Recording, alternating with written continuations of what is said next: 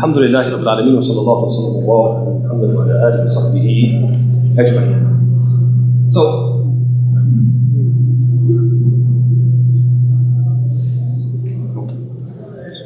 if y'all remember, a few days back, we started talking a little bit about al-adab, or al-adab, and specifically adab al-masajid, the etiquettes for the masajid.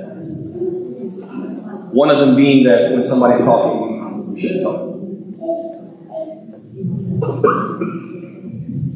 Is that a purposeful cough to remind people that they're still talking?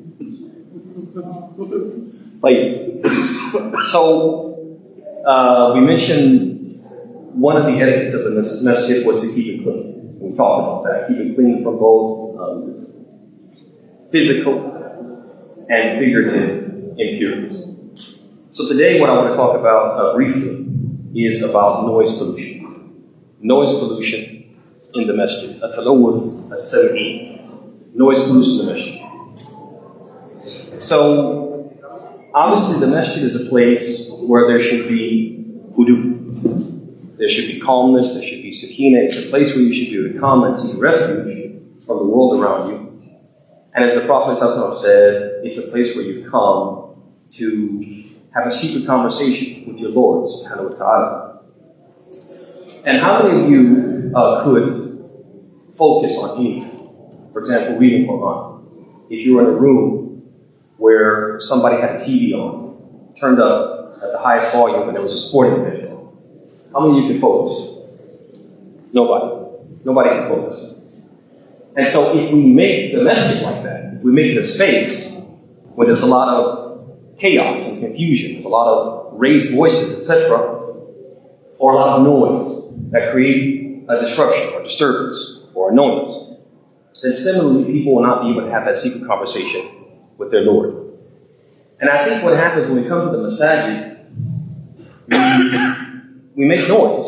And sometimes we do it inadvertently. We don't intend to make noise, but we do. And I want to give some examples tonight of some of the things that we do when we make noise and we vex and disturb and disrupt others without necessarily realizing it.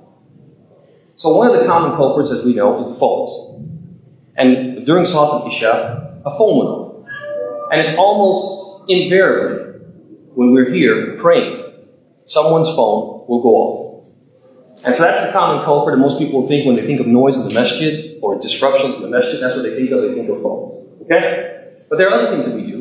And as I said, inshallah, we're doing them inadvertently, but we're going to call our attention to it tonight so that we can be a little bit more mindful.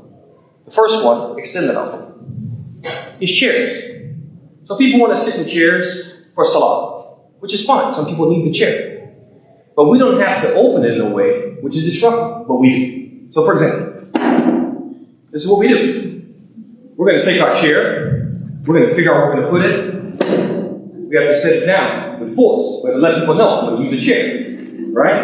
The chair is unfolded. When we unfold it, we fold it like that. Come on, you got to help me out with the mic. Well, you got to pour effect.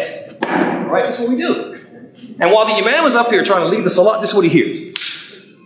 Chair after chair after chair. It's hard to concentrate. Give you another one. Some people, as they're entering the hall, they're completing a conversation they were having in the hall. And perhaps they and their companion who they were conversing with have gone their separate ways. So this person is coming to this door to enter, or coming to this door to enter. And he was having a conversation with someone who intends to continue down the hallway to go to make wudu.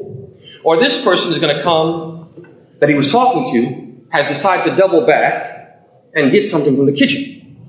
So as he's entering the hall, he wants to finish that conversation with someone who's what? Several feet away from him. So what does he do? He yells. As he's what? Walking. You guys see that? That's another thing that we do. And sometimes we don't realize it. Give another example. Some people, they may be conversing with someone and that person says something humorous and then they do what? They laugh uncontrollably. They laugh very loudly. That's also a source of disruption. Another one that we do, and this is common and not correct, and some people may think it's correct, is that when we enter the masjid to join the prayer, after the prayer is already commenced, some people will join the prayer and say, Allahu Akbar. I'm going to ask you honestly, is that what we should do? That's not what we should do. We should not enter the prayer or make any of the adhkar of the salat in a loud voice if we're following the imam. The only one who should say the adhkar of salat out loud is the imam. And so even when you're entering the salat and making takbir al-ihram, you enter the salat and you tusnu nafsak. You let yourself hear Allah. But you don't let the imam hear. You're 6 rows back and the imam hears what? Allahu Akbar. And when he hears Allahu Akbar, what do you think the imam thinks? Something might be wrong. He thinks you're correcting him. And he stops to hear, did he make a mistake? So these are some examples. And just to show you that our religion is against this type of talawat al-sami, this type of noise pollution, you find the Prophet ﷺ, he said to his companions, for example, one hadith, he said, إِيَّاكُمْ وَهِشَاتِ الْأَسْوَاقِ. He said, I warn you against the chaos and confusion and loud conversation that occurs where? In the marketplaces. The masjid should not be like that, the Prophet is telling his companions. He also told his companions, he said, وَلَا يَجْهَرْ بَعْضُكُمْ عَلَى بَعْضٍ بِالْقُرْآنِ. Don't let some of you raise your voices over others with the Quran. With the Quran. So if we can't raise our voices with the Quran over other people's voices, we certainly can't raise it with something less than the Quran. Like what? The speech of what? The speech of people. You guys see that? Also, the ulama, the scholars of our religion are all agreed that the person who is following the imam in prayer, the sunnah for him is to what? Is to be quiet when he makes the dhikr of salah. And this is not something which is specific to the method of a particular scholar. So for example, no we transmits the ijma' of the scholars. This is not something specific to the Shafi'i method, which is known with the Shafi'i, but it's also something agreed upon by all of that Hanafi, Maliki, Hanbali, Shafi'i. All the scholars agree that we shouldn't make the adhkar of salat out loud.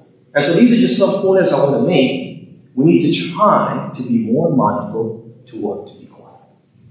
And to maintain, especially in the sanctuary, in this place where we pray, this is where we should try to keep what?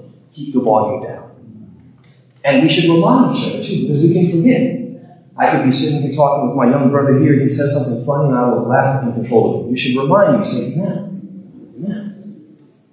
So I lower my voice. Last thing I want to say is this, and this has nothing to do with what we just talked about in the transition, something else to say really quickly, is that Ramadan, this month of fasting, is a marathon, not a sprint.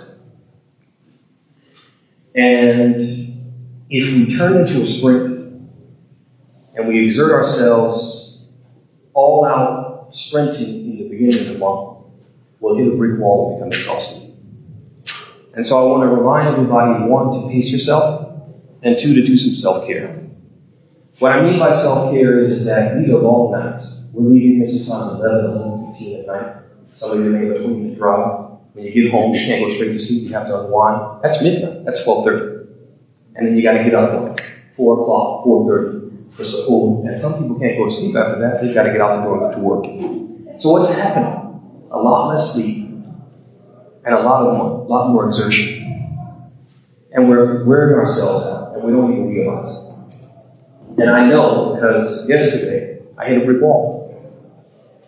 And I'm saying if this is happening to me, it's happening to what? To my brothers and sisters. And so we need to have self-care. You get home after work, you find some time in the day, take a nap. Take a nap.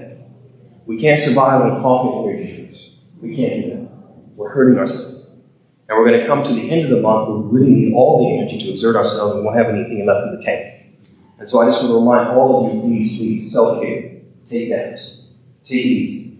If you come to Taraweeh and you want to complete the entire Taraweeh through witr, but by the time you get to the 4th rak'ah, you're exhausted. And you say to yourself, I can make it if I sit down. Then please take a chair, but don't open it loud.